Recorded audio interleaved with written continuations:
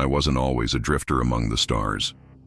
There was a time when the only horizon I knew was the one painted by the Pacific waves. The Navy shaped me, forged me in salt and fire. But that was another life, before I traded oceans for galaxies and rifles for questions no one dared ask. The air hung heavy over the Gulf Coast the night it all began. I was stationed at Corpus Christi, overseeing some of the last naval operations before my retirement. That word always felt like a lie. Soldiers don't retire, we just find new battles. Mine found me that night, beneath a blood-red moon. The alarm screamed first, a mechanical cry that jolted every man and woman from their posts. Something massive had breached the atmosphere, its descent untraceable, like it bent physics to its will. Then came the blackout, the power grid swallowing itself whole. By the time the lights flickered back, we were staring at it, a sleek obsidian ship rising out of the Gulf waters, a ghost against the burning horizon. I remember the faces around me. Some froze, transfixed by the sheer impossibility of it. Others barked orders or whispered prayers.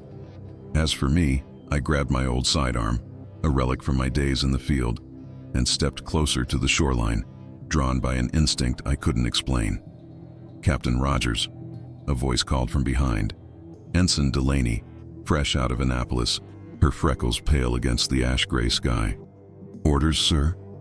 "Stay sharp and stay alive," I replied, though I doubted either was entirely in our control.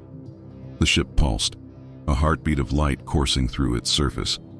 Then the first of them stepped out. At first glance, they looked human. Tall, composed, dressed in what could pass for tactical gear. But their movements were too fluid, their eyes a shade too bright. Something about them gnawed at the edges of reality, like they were an illusion trying too hard to be real. Their leader spoke, a man with a sharp jawline and a voice that could command silence in a storm. "We come in peace," he said, though his smile said otherwise. "We are travelers seeking refuge, drawn to your oceans for their unparalleled vitality. We mean no harm." I didn't buy it. Not for a second. You don't arrive uninvited in a ghost ship and black out an entire coastline just to ask for sanctuary. But orders were orders, and I didn't have the authority to shoot first and ask later. "Not yet, anyway. State your purpose," I barked, leveling my sidearm as Delaney mirrored my stance. The leader tilted his head, almost amused. "The purpose of all living things, survival. In hindsight, I should have pulled the trigger right then." But there was something deeper in his words. A truth I didn't understand yet. A truth that would unravel everything I thought I knew about humanity, the oceans, and the fine line between salvation and destruction. As the night swallowed the Gulf, I realized two things. These beings weren't here by chance, and the oceans I once sailed to protect might be the key to a war that spanned not just Earth, but the stars themselves. The Gulf had always been a constant in my life, a vast rhythmic reminder of power and serenity. But now, under the shroud of the alien ship, it was something else entirely.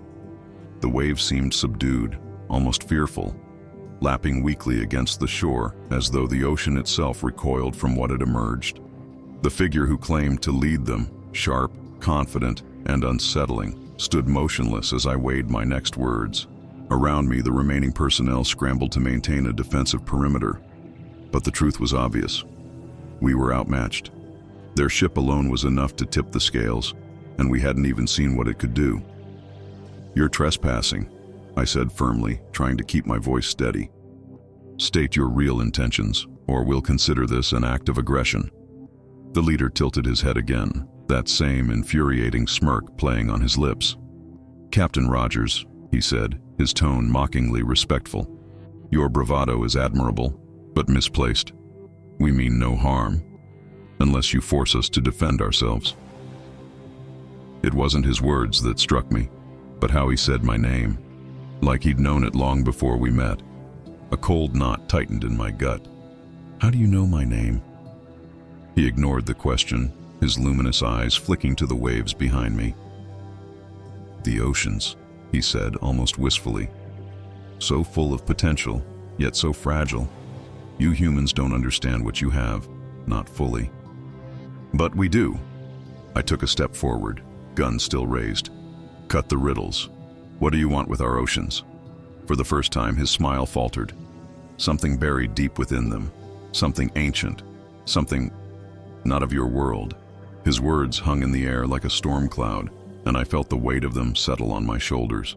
Whatever they were after, it wasn't something we could afford to lose. My radio crackled to life before I could press him further. "Captain Rogers, this is command," came a voice, strained and urgent. "Stand down immediately. Reinforcements are en route. Do not engage." It wasn't a suggestion, it was an order. But standing down meant giving these intruders free rein over our waters, and every instinct in me screamed against it. Still, I lowered my weapon, motioning for the others to do the same. If they wanted a fight, it wasn't one we'd win here and now. The leader seemed pleased, stepping closer until he was only a few feet away. "Wise choice, Captain. Perhaps there's hope for your species after all." Before I could respond, a low hum began to emanate from their ship, growing louder until it vibrated through the ground beneath my boots. The aliens retreated, their movements fluid and synchronized. A final glance from their leader, and they were gone, vanishing into the shadows of the ship as it ascended, its obsidian hull swallowing the moonlight. "Captain," Delaney said, her voice barely above a whisper. "What do we do now?" I didn't have an answer, not one I could give her. All I knew was that this wasn't over. Whatever they were looking for, it was still out there, hidden in the depths of the ocean. And if they found it, I had a sinking feeling it wouldn't just be the Gulf Coast that paid the price. As the ship disappeared into the night, I made a silent vow. If they wanted to play in our waters, they'd have to go through me first, and I wasn't planning on making it easy. The dive wasn't my first brush with the unknown, but it had a weight to it that I couldn't shake. As the submersible descended into the Gulf's shadowy depths, the faint hum of the engines was the only sound accompanying us. The water grew darker with every meter, swallowing the sunlight until nothing remained but the faint glow of our vessel's lights. Delaney sat across from me, her eyes scanning the instruments like a hawk. Her unease was palpable, and I couldn't blame her. This mission wasn't exactly standard protocol. Behind her, Petty Officer Hahn, a seasoned diver, adjusted the oxygen tanks with a precision born of years of experience. He didn't say much, but his eyes betrayed a silent understanding. Whatever we were diving toward, it wasn't going to be friendly. "Depth?" I asked, breaking the heavy silence. 200 meters, Delaney replied, her voice tight. "We're nearing the anomaly." The anomaly was what we'd taken to calling the shifting currents and the strange energy readings coming from beneath the surface. The data was inconsistent at best, spiking and dropping unpredictably, but one thing was clear. It centered on the exact spot where the alien ship had hovered. The submersible's lights caught something in the murk ahead, a faint shimmer that danced like liquid silver. I leaned forward, gripping the edge of the console as Hahn adjusted our heading. The shimmer grew brighter, taking shape. It wasn't just light, it was movement. "What the hell is that?" Delaney whispered, her eyes wide. Ahead of us, the ocean floor wasn't solid as it should have been. It churned and rippled, as if alive, forming strange, almost geometric patterns. My gut twisted. I'd seen a lot in my years, but this was different. This wasn't nature. This was interference. "Hahn, hold position," I ordered. "Delaney, scan the area. I want to know exactly what we're looking at." Delaney's hands flew over the controls, her face lit by the glow of the monitors. "Sir, I'm picking up massive energy signatures, unlike anything I've ever seen. It's..." The submersible lurched violently, cutting her off. We were thrown forward, harnesses biting into our shoulders as the vessel groaned under the strain. The lights flickered, and an eerie stillness followed.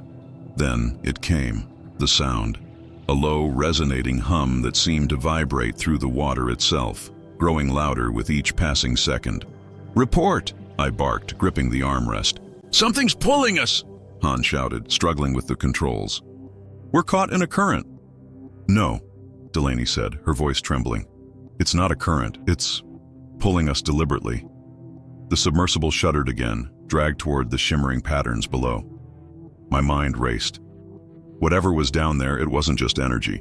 It was alive, or at least controlled by something intelligent. "Reverse thrusters! Get us out of here!" I ordered, but even as I spoke, I knew it was futile. The pull was too strong. Then, as suddenly as it started, the force released us. The submersible steadied, floating in a fragile calm. The silence was deafening, broken only by the beeping of the instruments. But we weren't safe. Not yet. The shimmering patterns on the ocean floor began to shift, forming a shape. A massive ring, its edges glowing with an otherworldly light. And in the center of the ring, something glinted, small and unassuming, but radiating a presence that made my chest tighten. "Captain," Delaney said, her voice barely above a whisper. "That's it. That's what they're after." I stared at the object, knowing without a doubt that it wasn't meant for us. It wasn't meant for this planet. And if the aliens got their hands on it, it wouldn't just be the oceans at risk. It would be everything. For a moment, none of us moved. The glowing ring on the ocean floor pulsed softly, like the steady beat of a heart. At its center, the object shimmered, a fragment of pure energy encased in some kind of crystalline structure.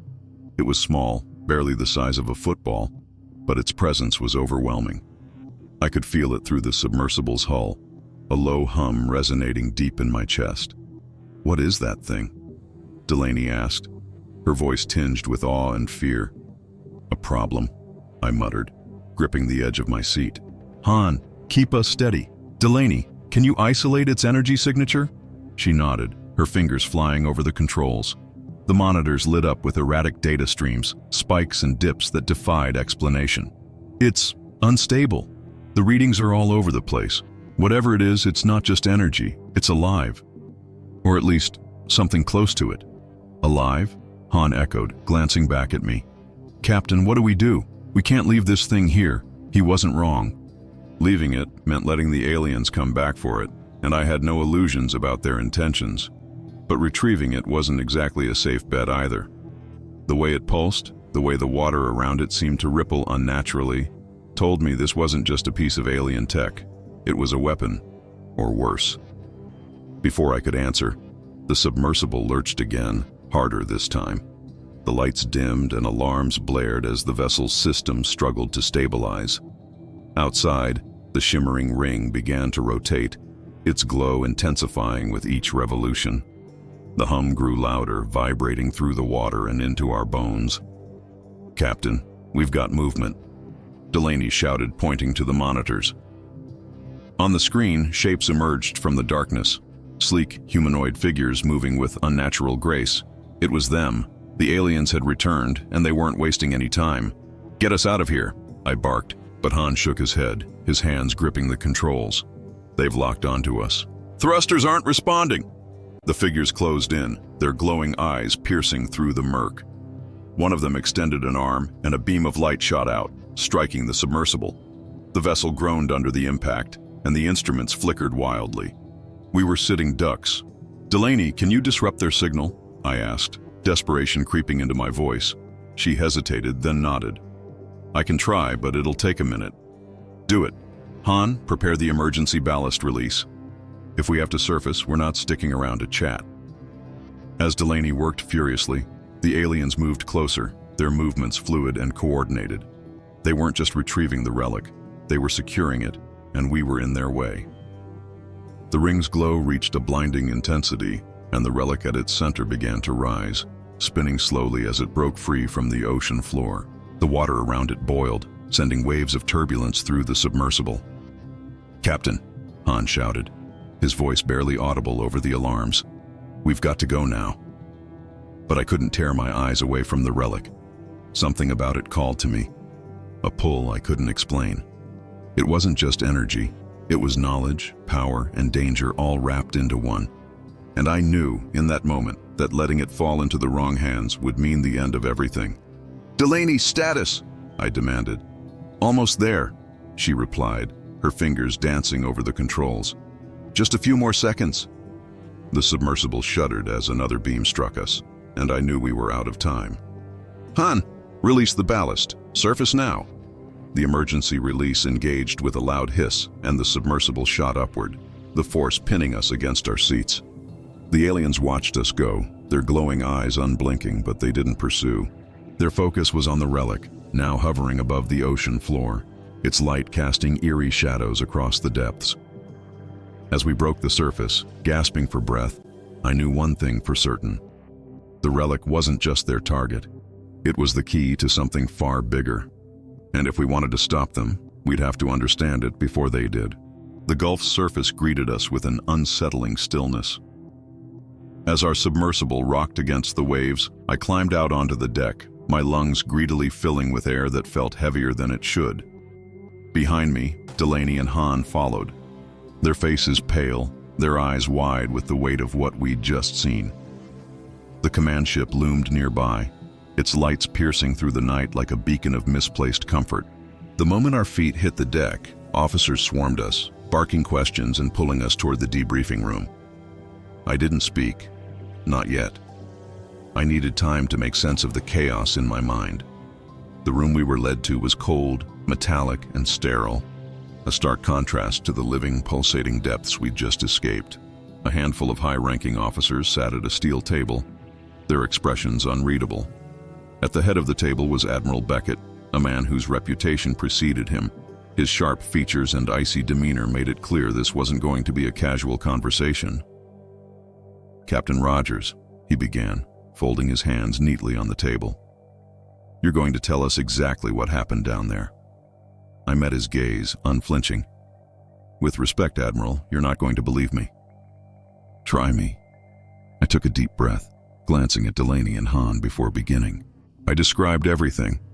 The shimmering patterns on the ocean floor, the relic, the alien figures, the pull of the currents, and the blinding energy that radiated from the object. As I spoke, I saw the officers exchange glances, their skepticism barely concealed. When I finished, Beckett leaned back in his chair, his lips pressed into a thin line. "And you're certain this relic is what they're after?" "Absolutely," I said.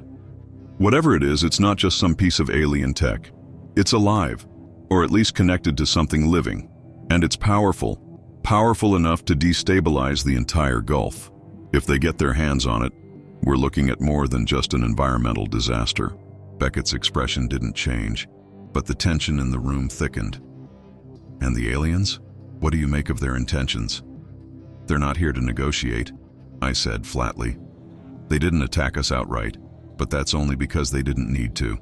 They're playing the long game, and they're playing it well." The Admiral nodded slowly, then turned to Delaney. "Ensign, do you corroborate Captain Rogers' account?" "Yes, sir," she replied without hesitation. "The energy readings we picked up were off the charts, unlike anything we've ever seen, and the way they manipulated the water, it wasn't natural." Beckett was silent for a moment, his eyes narrowing as he processed the information. Finally, he stood, his movements deliberate. "This operation is now classified at the highest level. No one outside this room is to know what you've encountered. Understood?" We nodded, though the weight of his words was suffocating. Secrets like these had a way of burying people alive, and I wasn't sure if we'd just volunteered to be the next ones. "Captain," Beckett continued, his gaze locking onto mine, "your mission isn't over. We need to retrieve that relic before they do. You're to lead a recovery team back to the site at first light." "With respect, sir," I said, my voice firm. "We barely made it out alive the first time. Going back without knowing what we're dealing with is suicide." "Your concerns are noted," Beckett replied coolly. "But this isn't a request. You've seen the relic firsthand, and you're the only one qualified to assess the situation." I wanted to argue, but I knew it wouldn't make a difference. Orders were orders, and Beckett wasn't the kind of man to be swayed by protest. Still, the thought of returning to that alien-infested abyss turned my stomach. As the meeting adjourned, Beckett pulled me aside. "One more thing, Rogers," he said, his tone lower. "If that relic truly is as dangerous as you say, and recovery becomes impossible, destroy it." I stared at him, the weight of his words sinking in. Destroy it? How could we, when we barely understood what it was? But Beckett's expression left no room for doubt. Failure wasn't an option. "Yes, sir," I said, though the words felt hollow. As I left the room, Delaney caught up to me, her eyes searching mine for answers I didn't have. "What's the plan, Captain?" I sighed, glancing out at the dark horizon. We go back, and this time we make damn sure we're ready. Dawn broke over the gulf, painting the water in streaks of gold and crimson. The surface was calm, betraying none of the chaos that churned beneath it. I stood on the deck of the command ship, the salty breeze tugging at my jacket as I watched the recovery team prepare. Every fiber of me screamed against going back, but there was no other choice. The team consisted of 12 divers, each handpicked by Admiral Beckett. They moved with the efficiency of seasoned professionals, double-checking equipment and calibrating the new submersible outfitted with heavier armor and enhanced thrusters. Delaney was among them, her face set with a mix of determination and unease. Han, on the other hand, was staying topside, his expertise now directed at monitoring our descent remotely. "Captain," Beckett's voice pulled me from my thoughts. He approached with the same unyielding presence as before, a clipboard in hand. "The objective is clear. Retrieve the relic or neutralize it. Understood?" "Understood, sir," I said, though the words felt heavier this time. "Neutralize it." The thought lingered, gnawing at the back of my mind. Beckett handed me a small device, a compact detonator. If it comes to it, this will trigger a controlled explosion strong enough to obliterate the relic and anything within a 50-meter radius. I took the device, my fingers curling around it reluctantly. Let's hope it doesn't come to that. Beckett gave a curt nod, then stepped back as the final preparations were made. I joined the team in the submersible, the hatch sealing with a mechanical hiss. As the vessel began its descent, I couldn't help but glance at the detonator tucked into my jacket pocket. It felt like a death sentence, not just for us, but for something far greater. The journey down was smoother this time, though the tension was palpable. Delaney manned the instruments, her eyes glued to the monitors. The rest of the team sat in tense silence, their expressions unreadable behind the glass of their helmets. The hum of the engines was our only companion as the light above us faded, replaced by the oppressive darkness of the deep. "Approaching the site," Delaney announced, breaking the silence. Her voice was steady, but I could see the tension in her grip on the console. The ring came into view first, its glow faint but unmistakable. It pulsed slowly, like a heartbeat, the patterns on the ocean floor shifting in hypnotic rhythm. At its center, the relic hovered, spinning gently, its crystalline structure catching the light from our submersible. "Energy levels are stable," Delaney reported. "No sign of the aliens yet." "Yet," I muttered, my eyes scanning the monitors. The absence of movement was unnerving. It was as if the ocean itself was holding its breath, waiting for something to happen. We deployed the recovery arms, a pair of mechanical claws designed to carefully secure the relic. The controls were sensitive, and I watched as Delaney guided them with precision, her brow furrowed in concentration. "Almost there," she said, her voice tight. The claws closed around the relic, its glow intensifying as if it sensed our presence. The monitors flickered and a low hum filled the submersible. It wasn't coming from the vessel, it was coming from the relic. "Captain," Delaney said, her voice shaking now. "Something's happening." Before I could respond, the ring below us erupted with light. The patterns on the ocean floor shifted violently, breaking apart and reforming into jagged lines that spread outward like cracks in glass. The relic pulsed in response, its hum growing louder until it was a deafening roar. "Pull it in! Now!" I shouted, but it was too late. The light from the ring coalesced, forming a massive column that shot upward, engulfing the submersible in its glow. Alarms blared as the vessel shuddered, systems failing one by one.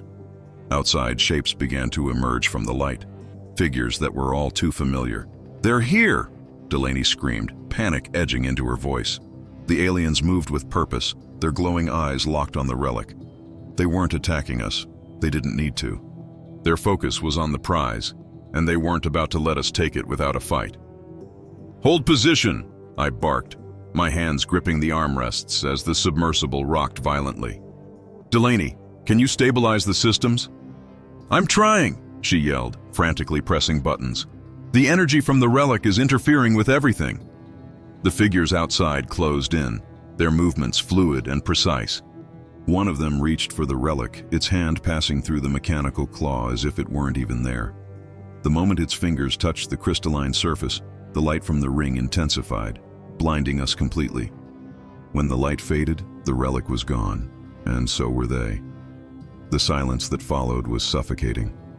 The only sound was the faint crackle of the damaged instruments as the submersible drifted aimlessly. The return to the surface was a slow and bitter crawl. No one spoke as the submersible ascended, the weight of our failure pressing down on us harder than the ocean itself. The relic was gone, snatched from under our noses, and the realization that we had been outmaneuvered burned like acid in my gut. When we breached the surface, the command ship loomed above, its lights a hollow reminder of safety. The crew pulled us aboard, their faces tense with expectation. They had no idea that the mission had unraveled in ways none of us could have foreseen. Beckett was waiting for us on the deck, his expression unreadable. He didn't waste time with pleasantries. "Report." I climbed out of the submersible, pulling off my helmet and feeling the rush of cool air against my face. "They took it," I said simply, my voice rough with frustration. "The relic is gone." Beckett's jaw tightened. "Explain." I recounted everything. The glowing ring, the sudden eruption of light, and the alien's seamless retrieval of the relic. Delaney chimed in, providing technical details about the energy spikes and the interference with our systems. By the time we finished, Beckett's face was like stone. "This is unacceptable," he growled, his eyes flashing with barely contained anger. "We had one job, to secure that relic." "With respect, sir," I said, stepping closer. "This wasn't just a piece of alien tech. That thing is alive, or connected to something alive. It reacted to them like it knew them, like it belonged to them. And if they've taken it, we need to figure out what they plan to do with it before it's too late." Beckett's gaze bore into me, but he didn't argue. Instead, he turned to Delaney. "Can we track them?" Delaney hesitated, then shook her head. "The energy signature disappeared the moment the relic was removed. It's like they vanished into thin air." "Damn it," Beckett muttered, running a hand through his hair. He turned back to me. "So what do you suggest, Captain? You're the one with all the theories." I clenched my fists, choosing my words carefully. "We need to find out what that relic is. Its origins, its purpose, everything. If we're going to have any chance of stopping them, we need to understand what we're dealing with." Beckett was silent for a long moment, then nodded. "Agreed. You'll head to the nearest research facility and work with our scientists to analyze the data from your dive. In the meantime, we'll deploy surveillance drones to monitor any unusual activity in the region." As much as I hated the idea of sitting in a lab while the aliens moved freely, I knew Beckett was right. Without more information, we were shooting blind. But there was one question that lingered, gnawing at the edges of my mind. "Sir," I said, lowering my voice, "what if this relic isn't the only one?" Beckett's eyes narrowed. "What are you saying, Rogers?" I crossed my arms, the weight of the thought settling over me. If they're willing to risk exposure for this one artifact, it means it's critical to their plans. But what if there are others? What if Earth is sitting on more of these things, and they're just getting started? The tension in Beckett's jaw returned, and I could see the wheels turning in his mind. "Then we'd better make damn sure we find them first." Later that night, I found myself staring out at the water, the weight of the mission heavy on my shoulders. The ocean had always been a source of peace for me, a vast expanse that reminded me of the freedom I once fought for. But now, it felt different, tainted. It wasn't just water anymore. It was a battleground. "Captain?" Delaney's voice broke the silence. She approached cautiously, her face still pale from the dive. "You really think there are more of those things out there?" I nodded, my gaze fixed on the horizon. "If there's one thing I've learned, Ensign, it's that the universe doesn't deal in coincidences. This relic, it's just the beginning." Her expression hardened, and I could see the fear in her eyes, buried beneath a layer of determination. "Then we'd better be ready." As she walked away, I couldn't shake the feeling that readiness might not be enough. Whatever the aliens were planning, it was bigger than anything we could imagine. And if we didn't move fast, humanity might not live long enough to understand the stakes. The research facility was tucked away in the heart of the Florida Panhandle, a sprawling complex hidden beneath a dense canopy of trees. It was the kind of place that didn't officially exist, its halls echoing with the hum of cutting-edge technology and the whispers of classified projects. I'd been here before, back when I still wore a uniform, but the stakes had never felt this high. We were ushered into a sterile lab, the air thick with the scent of disinfectant and something vaguely metallic. A team of scientists waited for us, their faces a mix of curiosity and apprehension. At their helm was Dr. Miriam Hayes, a sharp-eyed woman whose reputation for solving impossible problems was as legendary as her refusal to suffer fools. "Captain Rogers," she greeted me, her tone clipped. "I hear you've brought us quite the mystery." "That's one way to put it," I replied, shaking her hand. "You've seen the data?" "Every bite," she said, leading us to a table covered in holographic displays. The data from the submersible's instruments hovered in the air, a chaotic mess of energy patterns and incomprehensible readings. This isn't just an anomaly, it's a phenomenon. The energy signature from the relic is unlike anything we've encountered, and its interactions with the environment suggest it's more than a simple object. "What do you mean by more?" Delaney asked, stepping closer. Hayes tapped one of the displays, zooming in on a spiking waveform. "The relic's energy doesn't just exist, it responds.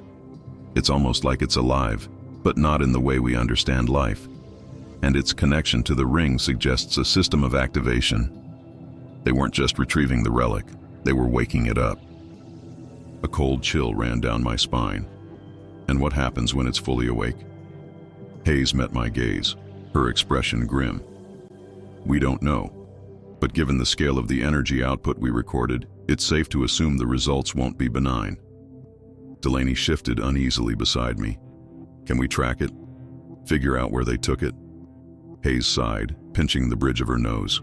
"The energy signature is unique, but without a sample to work from, it's like searching for a needle in an infinite haystack. The only lead we have is the resonance pattern left behind in the ring. It's faint, but with the right equipment, we might be able to follow it." "Might?" I pressed. "It's a long shot," Hayes admitted, "but it's the best we've got." I nodded, my mind racing. If there was even a chance of finding the relic, we had to take it. But the more I thought about the aliens and their precision, the more I realized we were missing something. "What's their endgame?" I asked, more to myself than anyone else. "Why go to all this trouble for something buried at the bottom of the ocean?" Hayes hesitated before replying. "The relic's energy isn't just immense, it's self-sustaining. If harnessed correctly, it could provide limitless power. Or," she paused, her voice dropping, "serve as a catalyst for destruction on a scale we can't comprehend." My chest tightened. "A weapon? Possibly," she said. "But it's also possible they're after something even bigger. The energy signature suggests it's tied to a network, something intergalactic. If that's true, the relic might be the key to accessing it. A network." The word hung heavy in the air, the implications staggering. If these aliens were connected to something beyond our galaxy, then the relic wasn't just a tool, it was a gateway. And whatever lay on the other side was something they deemed worth risking everything for. "Start the resonance scans," I said, my voice steady despite the turmoil inside. "If there's even a chance of finding them, we're taking it." Hayes nodded, already barking orders to her team. As they set to work, Delaney approached me, her brow furrowed. "Captain, do you really think we can stop them?" I met her gaze, the weight of her question settling over me like a storm cloud. "I don't know," I admitted, "but we can't let them win, not without a fight." As we left the lab, the faint hum of the equipment followed us, a reminder that time was slipping through our fingers. The aliens had a head start, and every second they held the relic was a second closer to whatever endgame they had in mind. And deep down, I knew we weren't just fighting to stop them. We were fighting to survive. The lab's resonance scan results came in faster than anyone expected. By the time I'd finished a restless night staring at the stars, Dr. Hayes called us back to the control room. Her expression, sharp as ever, had a flicker of something I couldn't quite place. Urgency maybe, or fear. "We found something," she announced, projecting a holographic map of the Atlantic Ocean. A faint trail of energy rippled across the display, leading into uncharted waters. The resonance pattern from the ring matches this signal. It's weak, but it's consistent. I stepped closer, studying the map. The signal snaked toward the mid-Atlantic ridge, an area known for tectonic activity and vast, unexplored depths. "How far down?" I asked. "Over 3,000 meters," Hayes replied. "If they're here, they're not making it easy to find them." "They never do," I muttered. Beckett had already been informed, and in true military fashion, a strike team was being assembled. Our mission was straightforward on paper: locate the aliens, recover the relic if possible, and gather intelligence on their operations. In reality, it felt like walking into a lion's den blindfolded. The ship we deployed on was larger, sturdier, and bristling with tech designed for deep-sea operations. Its crew was a mix of seasoned military personnel and civilian specialists, each one handpicked for the mission. Delaney and I were among the few who had faced the aliens directly, and that made our roles clear. We were the ones who knew what to expect, or at least what to fear. As we set course for the coordinates, the mood on board was tense. People moved with purpose, but there was an undercurrent of unease, as if everyone knew we were stepping into something far bigger than ourselves. Delaney found me on the observation deck, staring out at the endless expanse of water. "You think this is where they've taken it?" she asked, her voice quieter than usual. I nodded, not taking my eyes off the horizon. "If the signal's this strong, it's not by accident. They're there, and they're not hiding anymore." "That's what worries me," she said. "They've been careful up until now, staying in the shadows. If they're letting us track them, it's because they want us to." She was right, of course. The thought had been gnawing at me since we'd launched. The aliens were too calculated to make mistakes. If we were following their trail, it was because they wanted us to. But why? What was waiting for us at the end of this hunt? By the time we reached the site, night had fallen, and the ocean was eerily calm. The moon cast a silvery glow over the water, but it did little to dispel the unease that clung to the crew. As we prepared the submersibles, I gave a final briefing, keeping my voice steady despite the weight of what lay ahead. "Our mission is simple," I began, though it felt like a lie. "We locate the signal source, assess the situation, and retrieve the relic if possible. Stay sharp and stay together. We don't know what we're walking into, but we know what's at stake." The team nodded, their faces set with grim determination. Delaney gave me a quick thumbs up as she checked her gear, and I returned it with a tight smile. It wasn't much, but in moments like these, small gestures carried weight. The descent was slow and steady, the submersible's lights cutting through the blackness. The deeper we went, the more oppressive the water became, pressing against the hull like a living thing. The signal grew stronger with every meter, its pulsing resonance vibrating through the instruments. "Captain," Delaney said, her voice crackling over the comms, "I'm picking up something ahead. It's big." I leaned forward, my eyes narrowing at the monitor. A massive structure loomed in the darkness, its edges glowing faintly with the same light we'd seen at the ring. It wasn't natural. Sharp geometric lines jutted out at impossible angles, forming a monolithic shape that defied explanation. "It's a base," I said, the words catching in my throat. "They've built a damn base down here." The team's murmurs filled the comms, but I silenced them with a sharp order. "Focus, we're not here to gawk. Delaney, find us a way in." As she worked, the structure seemed to respond, its glow intensifying as if it sensed our presence. The air inside the submersible grew colder, and a low hum began to resonate, just like it had with the relic. My heart pounded in my chest, the reality of the situation sinking in. We weren't just hunting them, they'd been waiting for us. The submersible slowed as we approached the alien structure, its monolithic edges glowing faintly against the crushing darkness of the deep. The closer we got, the more the hum vibrated through the hull, an unsettling resonance that seemed to crawl under our skin. Delaney worked the controls with precision, her focus unshakable despite the tension in the cabin. "There," she said, pointing at the monitor. "It looks like an opening." The image on the screen showed a wide, circular entryway at the base of the structure. Its edges shimmered faintly, as if protected by some kind of energy field. The signal we'd been following pulsed strongest here, a rhythmic beat that matched the hum enveloping us. "Han," I called over the comms to the second submersible, trailing just behind us. "You see this?" "Copy that, Captain," he replied. It's definitely an entrance. But if that energy field's active, getting through could be a problem. Let's not assume it's hostile just yet, I said, though I wasn't convinced myself. Delaney, can you scan the field, figure out what we're dealing with? She nodded, tapping furiously at the console. The instruments beeped and whirred, processing the data as it streamed in. It's stable, she reported after a tense moment. The field's emitting a low-frequency energy pattern. It's not repelling us, it's inviting us in. That sent a chill down my spine. Inviting? Delaney nodded, her brow furrowed. It's designed to let us pass. They knew we'd find this place. Of course they did. Every step we'd taken felt like it had been orchestrated by them, from the relic's retrieval to this very moment. Still, we couldn't turn back now. Whatever lay inside was the key to understanding their plan and stopping it. All right, I said, gripping the armrest of my seat. Take us in, but stay sharp. If this is a trap, we're not springing it without a fight. The submersible slipped through the glowing field without resistance. The hum grew louder as we entered, resonating through the cabin like a living thing. Inside, the structure opened into a massive chamber, its walls lined with intricate pulsating patterns that seemed to shift and flow like liquid metal. It's incredible, Delaney whispered, her eyes wide as she took in the sight.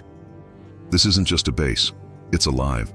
The chamber's center held a raised platform, its surface covered in the same geometric patterns we'd seen at the ring. And there, hovering above it, was another relic. This one was larger than the first, its crystalline surface radiating a blinding light that filled the room. Energy readings are off the charts, Delaney said, her voice trembling with awe. This thing, it's 100 times stronger than the one we saw in the Gulf. Which means they'll be here, I said, my eyes scanning the chamber. Han, hold position outside. Keep an eye on the entrance. If anything moves, you let us know immediately. Understood, Captain, Han replied. Delaney and I exited the submersible, our suits' lights casting sharp beams across the chamber. The air, or whatever passed for it, was thick with static, each step sending ripples through the patterns on the floor. As we approached the platform, the relic's hum grew louder, vibrating through the suits and into our bones. It's reacting to us, Delaney said, her voice hushed. I reached out, my hand hovering inches from the relic. The light seemed to shift, swirling around my glove like a living thing. For a moment, I felt an overwhelming sense of connection, as if the relic was trying to communicate. Then, without warning, the chamber shook violently. They're here, I said, pulling my hand back. The walls of the chamber rippled, and figures began to emerge, stepping out of the pulsating patterns like phantoms. The aliens. Their glowing eyes locked onto us, their movements fluid and deliberate. They didn't speak, but their intent was clear. This was their domain, and we were intruders. Delaney, back to the sub, I barked, drawing my sidearm. She hesitated, her eyes darting between me and the relic. But the relic, now, I snapped. She turned and ran, but before she could reach the submersible, one of the aliens raised its hand. A beam of light shot out, striking the ground in front of her and sending her sprawling. I fired at the figure, the shot connecting and sending it staggering back. But more stepped forward to take its place. Captain, we've got movement outside. Han's voice crackled over the comms. More incoming. Dozens of them. The chamber was filling with aliens, their glowing forms encircling us. The relic pulsed wildly, its light growing brighter with each passing second. We were outnumbered, outmaneuvered, and out of time. Delaney, get up, I shouted, firing another shot as I moved to cover her. We're not dying here. But as I spoke, the relic's light reached a blinding intensity, and the chamber shook again. This time, it wasn't just the structure. It was the water around us, vibrating with a force that felt like the ocean itself was splitting apart. And then, everything went dark. I woke to silence. Not the kind that soothes, but the kind that suffocates. Absolute and unnerving. My helmet display flickered weakly, the oxygen gauge blinking in warning. For a moment, I couldn't tell if I was still underwater or somewhere else entirely. Delaney? I croaked, my voice barely audible over the static in my comms. No response. I forced myself upright, my legs shaky beneath me. The chamber was dim now, the once blinding light of the relic reduced to a faint glow. The patterns on the walls were still. Their pulsing stopped as though the entire structure had been frozen in time. The aliens were gone, but their absence felt more threatening than their presence. "Captain," Delaney's voice finally crackled through the comms, weak but alive. "I'm here.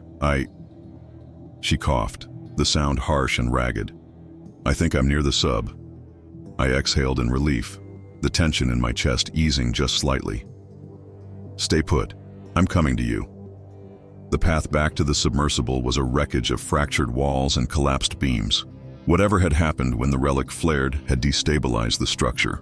My lights caught glimpses of the damage, jagged cracks running through the alien material, pools of some viscous, glowing liquid leaking from the walls.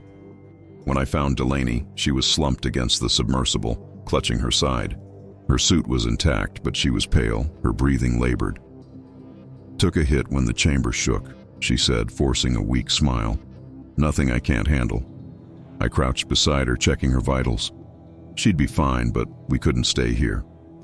"We need to move," I said, helping her to her feet. "The structure's not going to hold." "What about the relic?" she asked, her eyes darting toward the faint glow in the distance. I hesitated. The relic was still there, hovering above the platform like a ghost. Its light was weaker now, but its presence was unmistakable. Every instinct screamed at me to leave it, to focus on getting us out alive. But I couldn't ignore the weight of its importance. Not after everything we'd seen. "We can't leave it," I said finally. "Not in their hands." Delaney's eyes widened, but she didn't argue. Together, we moved back toward the platform, the ground shifting beneath our feet. The relic pulsed faintly as we approached, as if sensing our presence. I reached out, my hand trembling as it hovered just above its surface. The moment I touched it, the chamber came alive. The patterns on the walls surged with light, and the hum returned, louder and more insistent than before. Images flooded my mind, flashes of alien landscapes, vast structures that dwarfed anything on Earth, and a sense of connection that felt both exhilarating and terrifying. The relic wasn't just a tool, it was a fragment of something far greater, a piece of a puzzle that stretched across galaxies. "Captain," Delaney's voice snapped me back to reality. The aliens were returning, their glowing forms emerging from the walls like phantoms. There were more of them now, their movements faster and more aggressive. I pulled the relic free, its weight surprisingly light despite its size. The hum grew louder, almost deafening, as the aliens closed in. "Go!" I shouted, shoving Delaney toward the submersible. She didn't hesitate, scrambling inside as I fired at the advancing figures. The shots slowed them, but they didn't stop. Their focus was on the relic, their glowing eyes locked onto it like predators zeroing in on prey. I dove into the submersible, slamming the hatch shut as the first of them reached us. The vessel shook violently as they pounded against it, their movements frantic and unrelenting. "Han, get us out of here!" I barked into the comms. The submersible lurched as its engines roared to life. Through the viewport, I saw the aliens clinging to the hull, their forms glowing brighter with each passing second. The relic in my hands pulsed wildly, its light flickering as if in response to the chaos. "Hang on!" Han's voice crackled over the comms as the submersible surged upward. The pressure of the ascent pressed us into our seats, the pounding on the hull fading as we climbed higher. The moment we breached the surface, the tension in the cabin broke. I gasped for air, the weight of the relic still heavy in my hands. Delaney slumped beside me, her breathing shallow but steady. "We've got it," I said, staring at the glowing object. "But this is just the beginning." The relic's glow was relentless, bathing the submersible's cabin in an otherworldly light as we approached the command ship. Every now and then, it would pulse, sending a wave of vibrations through the vessel that made the instruments flicker and the crew exchange uneasy glances. Whatever this thing was, it wasn't just a relic. It was alive, and it wasn't happy. "Han, status?" I called over the comms, my voice strained from the tension. "We're stable for now," he replied, though his tone was far from reassuring. "But this thing's messing with our systems. We've lost half the sensors and the thrusters are running hot." "Just get us topside," I said. "We'll figure the rest out when we're aboard." Delaney, seated beside me, hadn't taken her eyes off the relic. Her face was pale, and there was a faraway look in her eyes, like she was seeing something I couldn't. "It's communicating," she murmured, almost to herself. I turned to her sharply. "What do you mean, communicating?" She blinked, snapping out of whatever trance she'd been in. "It's hard to explain," she said, shaking her head. "When we were in the chamber, I felt it, like it was trying to show us something. It's not just energy, Captain. It's information. A message." I didn't know what to make of that. The flashes I'd seen when I touched the relic had felt similar, a rush of images and emotions that defied explanation. But if it was a message, who was it for? And more importantly, what did it want? When we docked with the command ship, the relic's influence didn't lessen. The moment we transferred it to a containment unit, the lights in the bay flickered and an eerie hum filled the air. The crew gave it a wide berth, their unease palpable. Even Admiral Beckett, who met us on the deck, couldn't hide the tension in his jaw. "What the hell did you bring back?" he demanded, his eyes fixed on the glowing object. "The key to whatever they're planning," I said, stepping forward. "But it's more than that, sir. This thing is alive. It's trying to communicate." Beckett's brow furrowed, and he motioned for Dr. Hayes, who had arrived with her team of scientists. "Doctor, can you make sense of this?" Hayes didn't respond immediately. She approached the containment unit slowly, her gaze locked on the relic. After a moment, she turned to Beckett, her expression grim.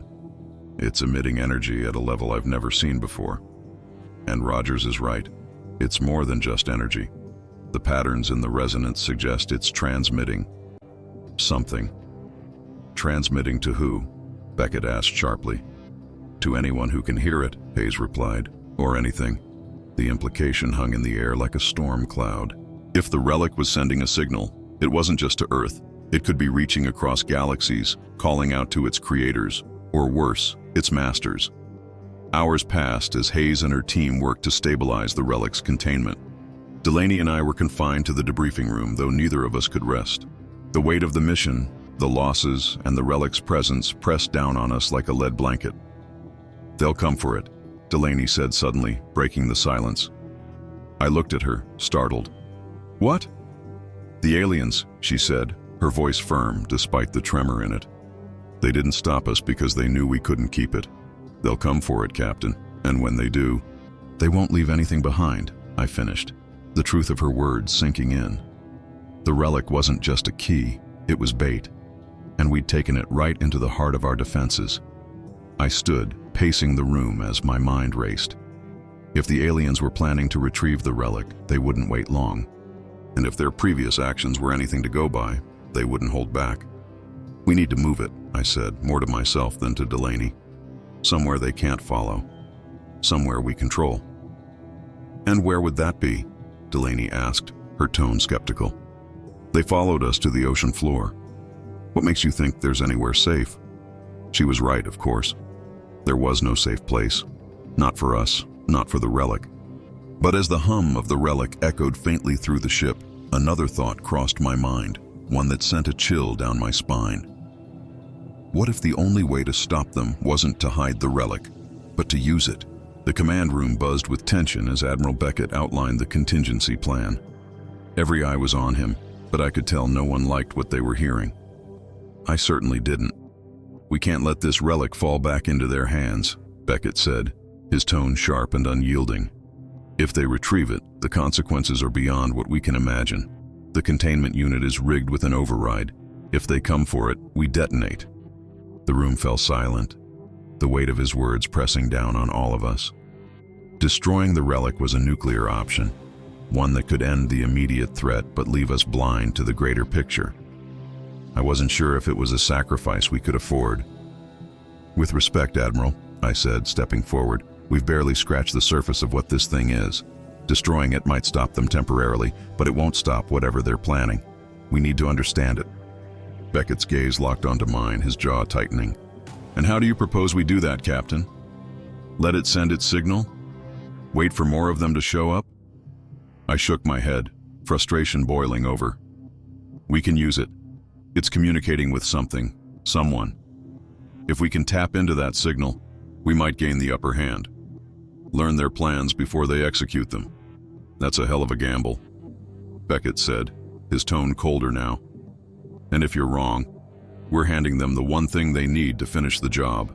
The tension in the room was suffocating, and for a moment I thought the discussion was over. But then Dr. Hayes spoke up. Captain Rogers might be onto something, she said, her voice measured but firm. The relic isn't just sending a signal, it's responding to stimuli. If we can establish a controlled link, we might be able to decode its transmissions. Beckett looked at her, then back at me, weighing the options. Finally, he nodded. You have 2 hours. If you can't produce results by then, we stick to the plan. Back in the lab, the atmosphere was electric. Hayes and her team worked tirelessly to modify the containment unit, rigging it with equipment designed to interface with the relic's energy patterns.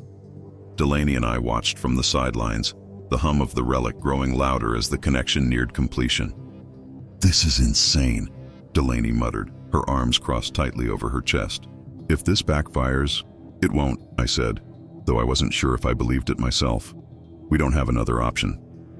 When Hayes signaled that the interface was ready, I stepped forward. The relic's light pulsed as I approached, almost as if it recognized me. I placed my hand on the containment unit, feeling the hum vibrate through my skin. Establishing the link now, Hayes said, her fingers flying over the controls. The room dimmed as the equipment powered up, the relic's glow intensifying. Images flooded my mind again, fractured glimpses of alien worlds, vast fleets, and an overwhelming sense of purpose. This time, though, it wasn't just a flood. It was focused, directed. They're coming, I said aloud, the words spilling out before I could stop them. The relic. It's a beacon. It's calling them here. Delaney's face paled. How long do we have? Not long, Hayes replied, her eyes locked on the monitors. I'm detecting multiple energy signatures closing in fast. Whatever's coming, it's not small. The command room erupted into chaos as the alarms blared. Beckett's voice crackled over the intercom. They're here. All hands. Prepare for engagement. The first wave hit hard. Through the ship's cameras, we saw their vessels descending, sleek and obsidian, like the one we'd encountered in the Gulf. They swarmed like a hive, moving with terrifying precision. The command ship's defenses lit up the ocean surface, but it was clear we were outmatched. In the lab, the relic pulsed violently, its glow shifting erratically. The interface flickered as Hayes tried to maintain the link. We're losing it, she shouted. The interference from their ships is destabilizing the connection. Then shut it down, Delaney yelled. No, I barked. We need more time. The relic's hum grew deafening, and for a moment I felt it again. That sense of connection, of understanding. This wasn't just a weapon or a tool, it was a bridge, a gateway, and it was showing me the way out. I can stop this, I said, my voice steady despite the chaos around us. But you have to trust me. Hayes and Delaney exchanged a look, then nodded. Do it, Hayes said. I reached for the relic again, letting its light engulf me. The moment my hand touched the relic, the world around me fell away. The hum grew deafening, drowning out the alarms, the chaos, and even the pounding of my own heart. For a split second, I was nowhere and everywhere all at once. Then the visions began again, but this time they were clearer, sharper. I saw their world, a dying planet bathed in darkness, its oceans evaporated, its land scorched. I saw their fleets, massive and relentless, scouring the stars for something they had lost. And I saw us, humanity, standing unknowingly on the edge of their salvation, or their destruction. The relic wasn't just a beacon, it was a map, a fragment of a larger whole. It pointed the way to a network of similar artifacts, each one capable of unimaginable power. Together, they formed a chain that could either restore their world or annihilate ours. The vision shifted. I saw Earth's oceans draining away, their vitality feeding an alien machine. I saw the skies darken, the land wither, and the stars fade. And then I saw the choice, mine to make. Captain. Delaney's voice yanked me back to reality. The lab was in chaos, the relic's glow surging uncontrollably. Hayes was shouting orders. the team scrambling to stabilize the containment unit. Outside, the ship rocked violently as alien forces pressed their attack. "What did you see?" Delaney demanded, grabbing my arm. "They're not here to invade," I said, my voice shaky but resolute. "They're here to survive, but if we give them the relic, they'll destroy us to save themselves." "Then we destroy it," she said firmly. "No," I said, shaking my head. "Destroying it doesn't stop them. It just delays the inevitable. They'll keep coming, keep searching, unless..." "Unless what?" Delaney asked, her eyes narrowing. "Unless we use it first." Beckett's voice crackled over the intercom, cutting through the chaos. "Rogers, what's your status? We're losing ground out here." "I have a plan," I said, stepping toward the relic, "but I need you to hold them off for 5 more minutes." "5 minutes?" Beckett snapped. "We don't have 5 seconds. You don't have a choice," I barked back. "Trust me, Admiral." There was a long pause, then a sharp, "You'd better be right." I turned to Hayes. "Can we amplify the relic's signal? Boost it enough to overload their systems?" Hayes hesitated, then nodded. "It's risky. If the containment fails, we're dead anyway," I interrupted. "Do it." Hayes and her team worked frantically, rerouting power and recalibrating the interface. The relic pulsed faster, its light filling the room as the energy levels spiked. Outside, the alien ships began to falter, their movements growing erratic. "It's working," Hayes shouted. "But we're reaching critical levels. This thing won't hold much longer." I stepped closer to the relic, feeling its energy crackle through the air. "Delaney, you're in charge if this doesn't work." Her eyes widened. "What are you talking about?" "I need to finish this," I said, placing both hands on the relic. "If I don't come back, get everyone out of here." Before she could protest, the relic flared, and the world around me dissolved once more. This time, the visions were blinding, overwhelming. The relic was a conduit, and I was the signal. I felt myself stretch across the stars, reaching out to the others, pieces of the network scattered across galaxies. Each one responded, their lights igniting like a cosmic chain reaction. And then I saw them, the aliens. They weren't just invaders. They were refugees, desperate and dying. Their leader stood before me, his glowing eyes filled with something I didn't expect. Fear. "You can't stop this," he said, his voice echoing in my mind. "I already have," I replied. The relic's energy surged and I felt the network collapse inward, cutting off their connection. The alien ships in orbit began to dissolve, their forms breaking apart like sand in the wind. The relic's light dimmed, its power spent, but not before sending one final message. It wasn't over. When I opened my eyes, the lab was still intact. The relic lay silent in its containment unit, its glow extinguished. Delaney was at my side, her expression a mix of relief and disbelief. "What happened?" she asked. "They're gone," I said, my voice hoarse. "For now." Beckett's voice came over the intercom. "Rogers, report." "It's done," I replied. "The relic's disabled and their fleet's gone, but this isn't the end. They'll be back, and next time, they'll be stronger." Beckett's silence spoke volumes. Finally, he said, "Understood. We'll be ready." As I stared at the relic, now inert and lifeless, one thought lingered in my mind. The network was still out there, scattered across the galaxy.